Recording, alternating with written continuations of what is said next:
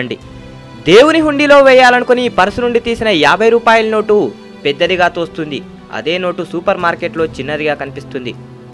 గుళ్ళో గడిపే అరగంట ఎంతో ఆలస్యంగా గడుస్తున్నట్టుగా తోస్తుంది.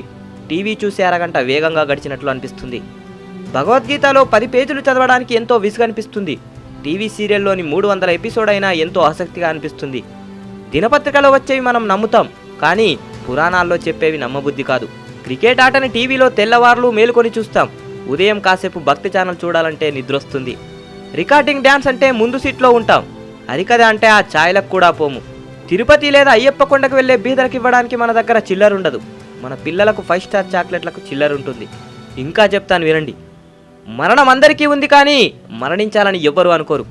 ఈ రోజుల్లో అయితే పరిస్థితి ఇంకా విషమంగా ఉంది. భోజనం అందరికీ కావాలి, ఎవ్వరూ వ్యవసాయం చేయరు.